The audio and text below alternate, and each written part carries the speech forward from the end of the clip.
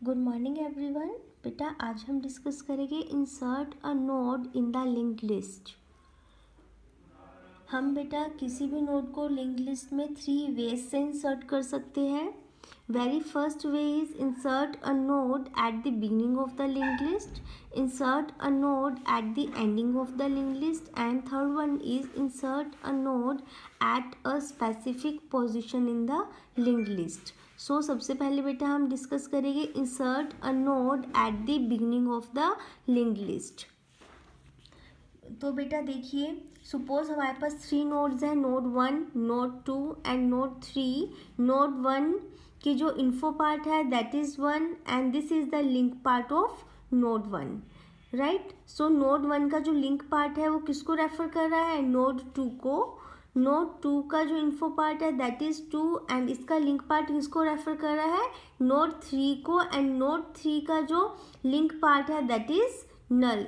It means node 3 is our last node, इसके आगे further कोई और नोड्स नहीं है। अब हमारे पास बेटा ये हमारी कोई भी न्यू नोड है, node 4, this is our new node. हमने बेटा क्या करना है, अपने इस नोड 4 को इंसर्ट करना है एट द बिगनिंग। बिगनिंग का मतलब नोड 1 से भी पहले आएगी, ठीक है। तो नोड 1 से पहले कैसे आएगी? अगर जो मेरा स्टार्ट जो एक पॉइंटर है ये किसको पॉइंट कर रहा है? नोड 1 को, ठीक है। यानी कि स्टार्ट के पास नोड 1 का जो एड्रेस है वो कहाँ पे है? स्टार्ट के पास। यानी कि अगर मैं स्टार्ट के पास एड्रेस नोड 4 का दे दूँ, देखो स्टार्ट किसको पॉइंट करेगा? नोड 4 के एड्रेस को, राइट। और जो स्टार्ट का जो स्टार्ट के पास प्रीवियस एड्रेस था, जिस एड्रेस से इसको पॉइंट कर रहा था, तो स्टार्ट का जो प्रीवियस एड्रेस था वो मैं किसको दे दूं? नोड 4 के लिंक पार्ट को। तो फिर नोड 4 का लिंक पार्ट क्या करेगा? This one, like this. So limit node इसके बीच में यहाँ पे वेरी फर्स्ट पोजीशन पर इंसर्ट हो जाएगी। तो देखिए बेटा इसकी एल्गोरिथम कैसे करेगी।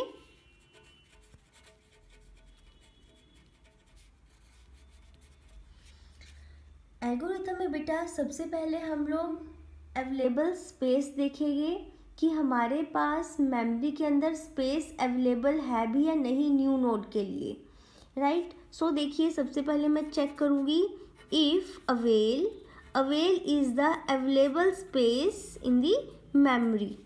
अगर तो अवेलेबल स्पेस है मेमोरी के अंदर तो मेरे पास बेटा क्या प्रिंट हो जाएगा? प्रिंट ओवरफ्लो कंडीशन, ठीक है। अगर अवेल नल है यानी कि मेमोरी में मेरे पास स्पेस नहीं है बिल्कुल भी, तो क्या होगा? ओवरफ्लो। ओवरफ्लो का मतलब क्या हुआ कि मैं अपनी कोई भी न्यू नोड जो है वो इंसर्ट नहीं कर सकती, और यही से ही जो मेरा प्रोग्राम है वो क्या हो जाएगा? एग्जिट। और ये वाला इफ़ क्या हो जाएगा बेटा? And if, okay.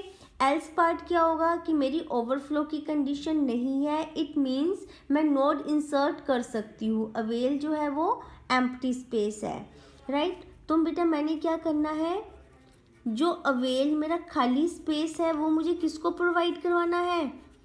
New node को। स्पेस खाली मैंने न्यू नोड को दे दिया, ठीक है। अब जो मेरा अवेल वेरिएबल है ये इस टाइम पे क्या है? एम्प्टी है, ठीक है। यानी कि जो मेरा अवेल वेरिएबल होगा ये किसको पॉइंट करेगा? नेक्स्ट मेमोरी स्पेस को। ये देखिए बेटा, ये सपोज मेरी अवेल मेमोरी है, राइट।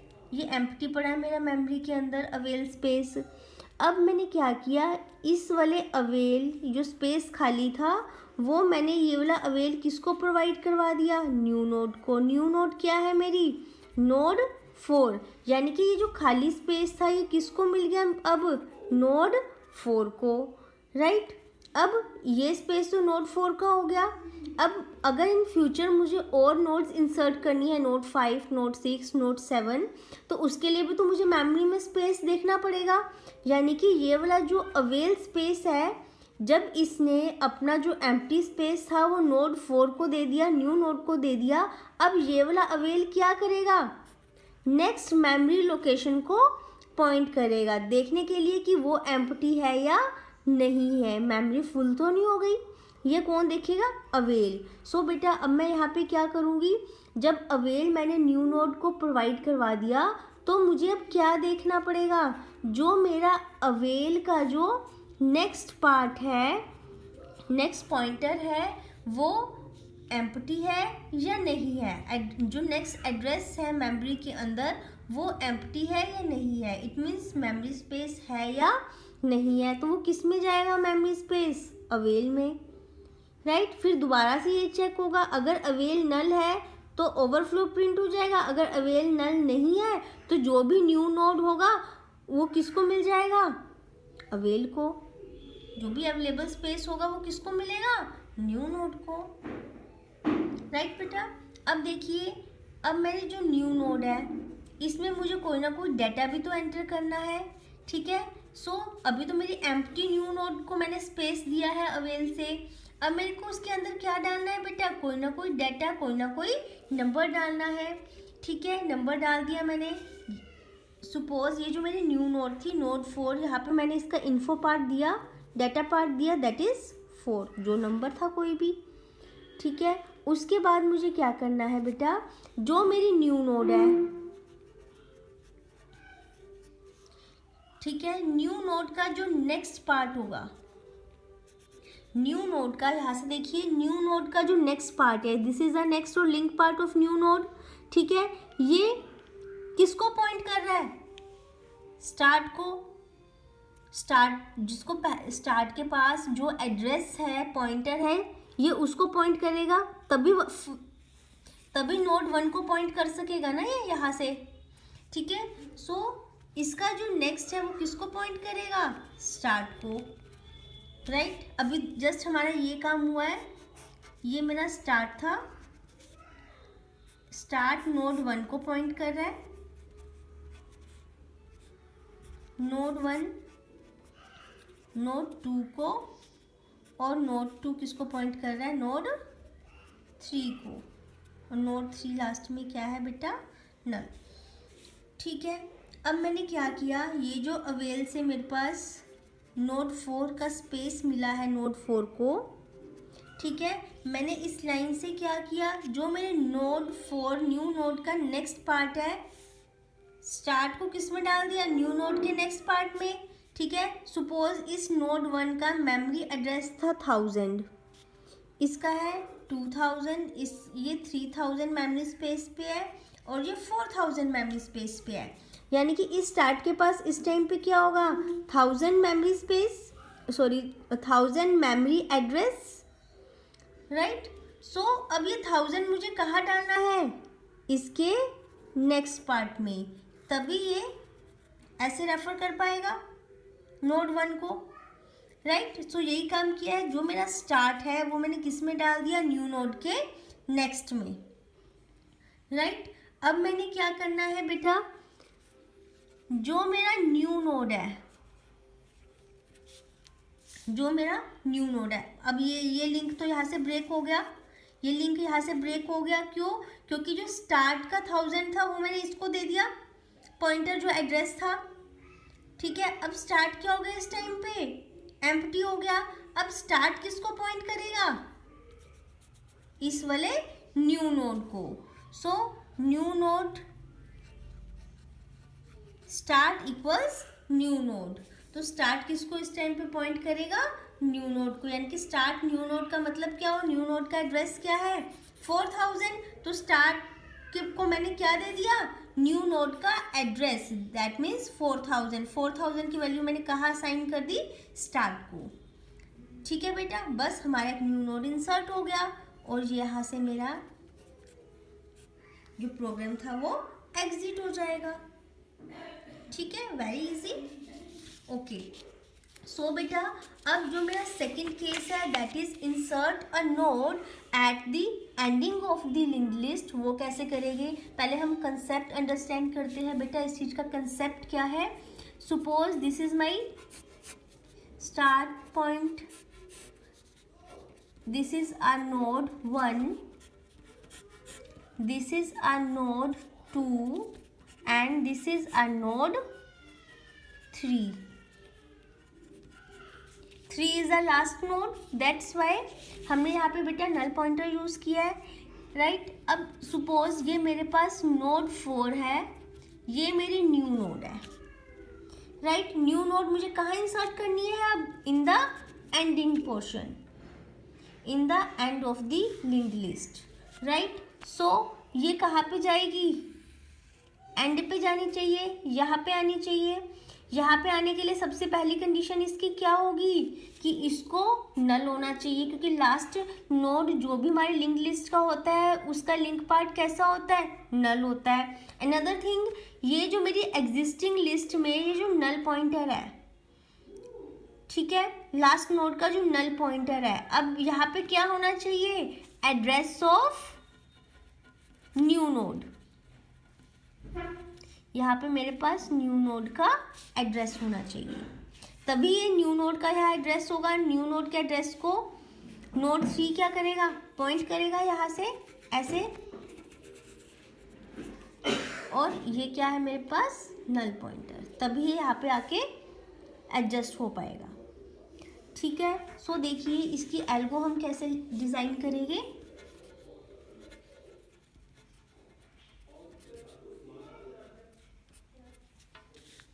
एल्गोरिथम में बेटा स्टार्टिंग में हमें वैसे ही करना है जैसे हमने प्रीवियस में किया था।